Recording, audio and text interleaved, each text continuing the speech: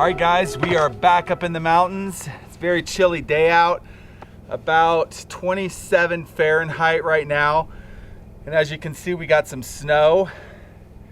We're at about 8,000 feet here, and it's actually just beautiful here. We love it.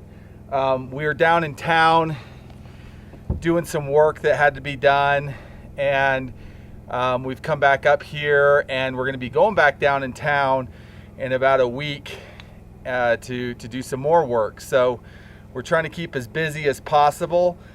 So this is a really cool spot we found here. It's on BLM land, literally in the middle of nowhere. Coming out here is quite the adventure. Just driving here is quite the adventure because there's so many potholes and ruts and stuff, and our bus, you know, it sits kind of low to the ground, so we have to be very careful, and we got to take it really easy. We're out of firewood, so I'm going to cut up some of this wood and take it in.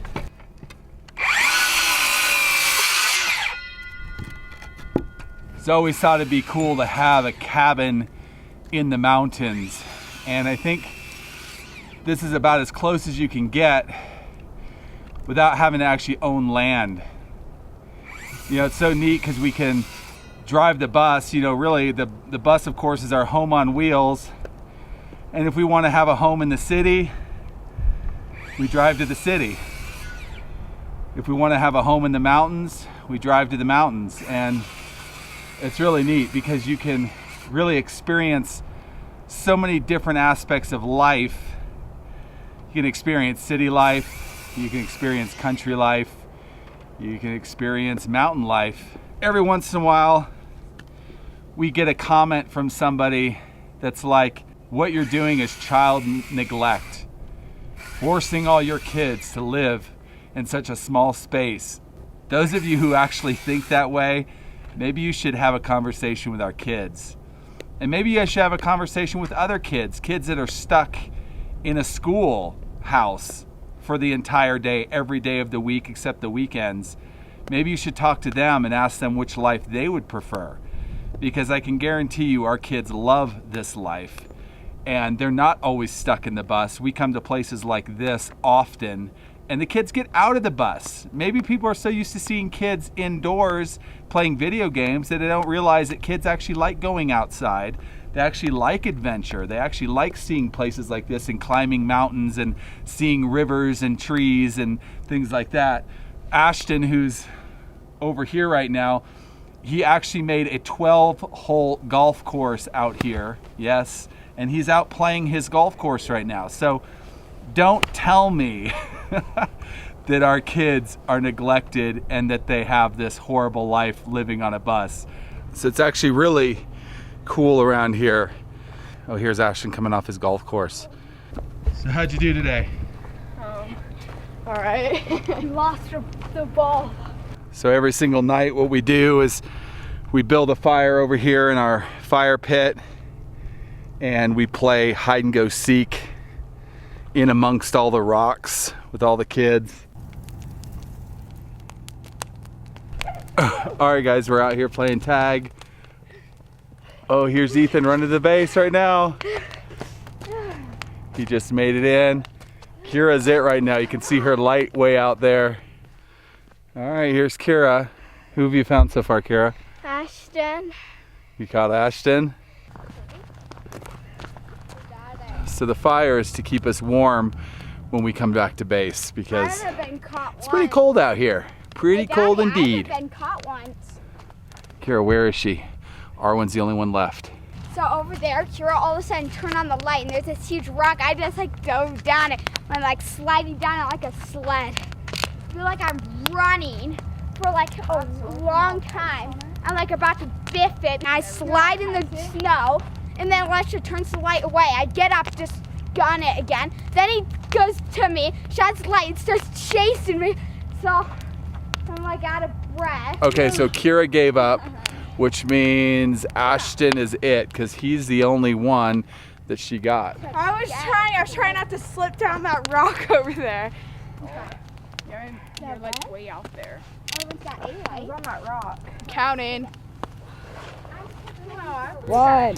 There's so many cool places to hide, little caves to hide in. There's a big rock over here that you can run up on. It's really a cool time. And then already many times there's a big kind of mountain right over here. And if you saw our video Calm in the Storm, you can see us actually climbing part way up this mountain.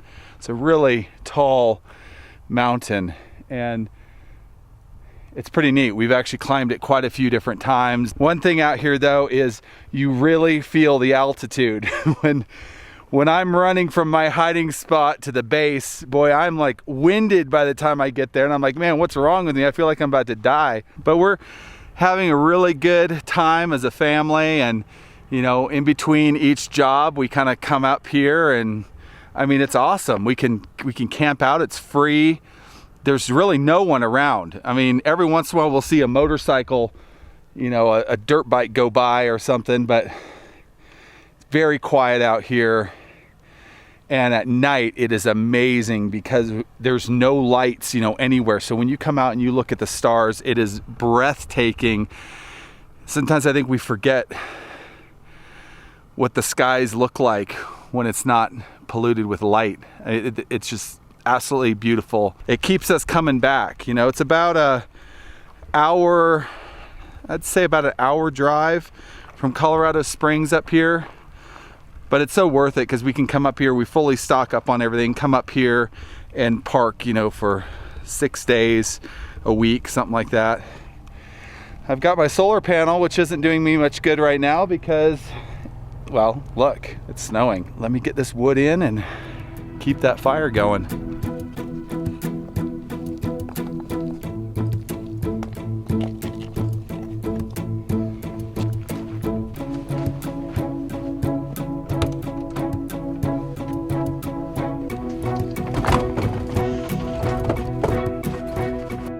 All right guys, so I'd say one of the #1 questions we receive about our Cubic Mini wood stove is, does it really work well? I've also received questions like, how often do you have to stoke it and things like that. So it definitely works. Last night, for example, we had this thing stoked up and it pretty much heated the whole bus. I think it got down to about 20 Fahrenheit last night, and I don't know that our propane heat kicked on maybe once or twice.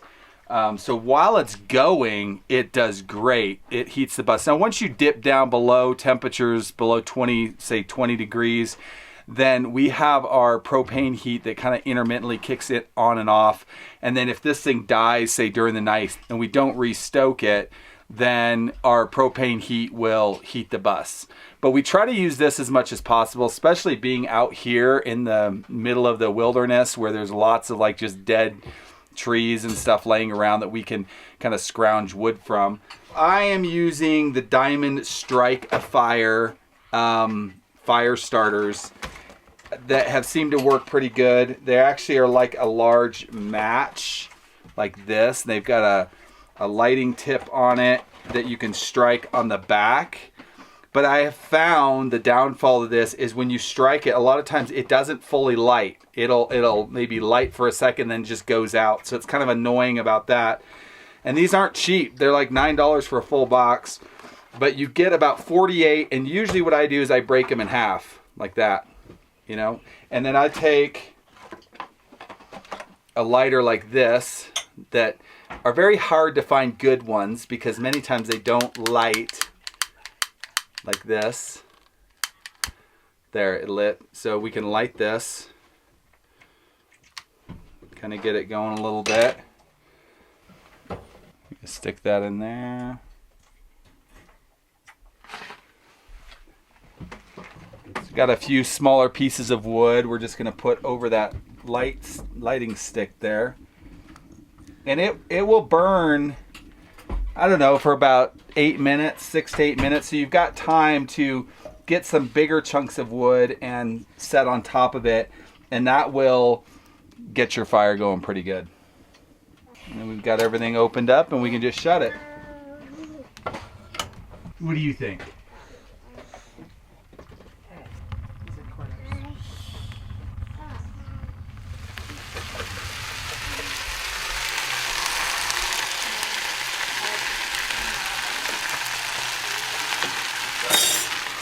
It is a beautiful Colorado day outside. I think it's probably in the 50s or 60s out. Very beautiful, very nice. And today what we're doing is we're making our very popular fried potatoes. And we just kind of wanted to share this recipe with you guys. I think we did once before, long ago, in another video. But we've actually had a lot of people ask, so how do you make these? And so we thought we'd tell you how. So basically what we're doing is we've got organic russet potatoes. We take them, we peel them, and then we run them through actually a fry cutter because it makes it a lot easier. And then we cube them so that they're, you know, in squares, basically like that. Then we get the pan warming up, and we cut up about 3 slabs out of a purple onion. Throw those in there, and that's going to give those potatoes a really good flavor. So we fry those up first for a little while, and then we start adding in our potatoes. And then what we're doing is we're actually seasoning it with a Montreal steak seasoning, which adds a really good flavor. And if you want to add some extra pizzazz, what I actually like doing is taking a serrano pepper, taking about half a pepper, cutting it up, throwing it in there. I don't have any peppers today, so I can't do that, but it's really good. If you like spicier food, it adds a really nice spice to the potatoes. So.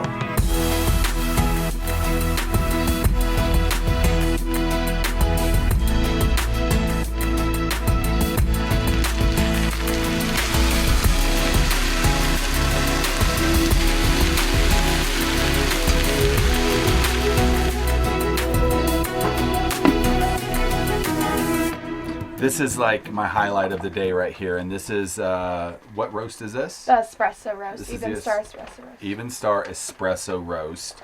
And Arwen actually just came out with 2 brand new roasts on her website, roadwaycoffee.com. What are those? So the names of the 2 roasts that we just came out with is Papua New Guinea and Mexican Cafe. Yeah, and those are like a light medium roast. Very, very good. Be sure to check it out, roadwaycoffee.com. for all your coffee needs. I have this set to, I'd say, a medium to high heat. You want to make sure that you keep plenty of oil in the bottom of the pan, not too much, but just enough. It's going to be browning here, and right now it might be too brown. Yeah, so those are the onions there. You just want to keep flipping this.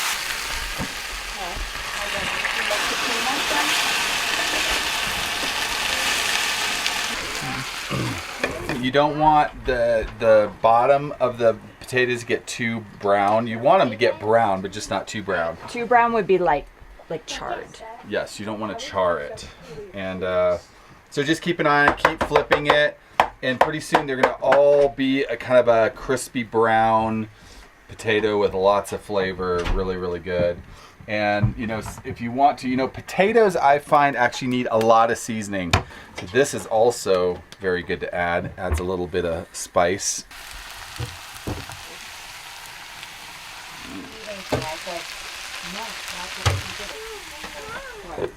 Me and Arvin could buy the elephant.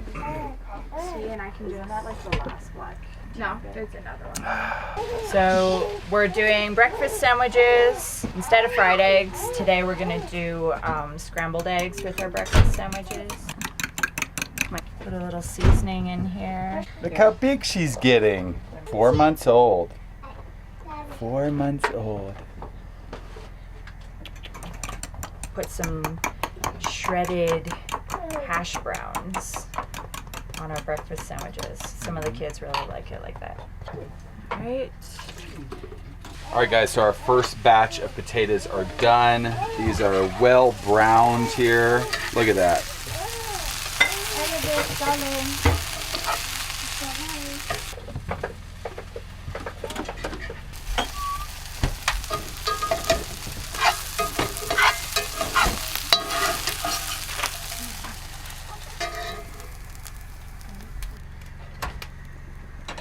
Keep those warm in there.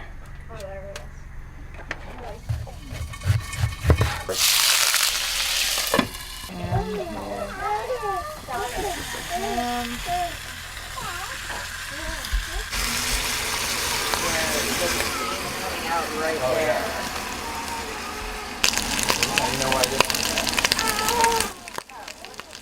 So I'm gonna go ahead and put some nice crispy potatoes on here. Ready? I second Kira. Kira? Elisha? That is so smart. She just fell asleep.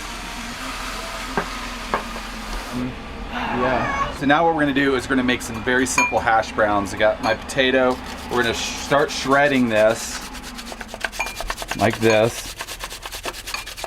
And periodically I'm just gonna grab the purple onion and I'm gonna shred it too. And now I'm gonna take that and just drop it in here. Spread those out. Again, with the hash browns, you just want to brown them on one side and then go ahead and flip them over. Which I don't know if these are browned enough yet. And those are almost done.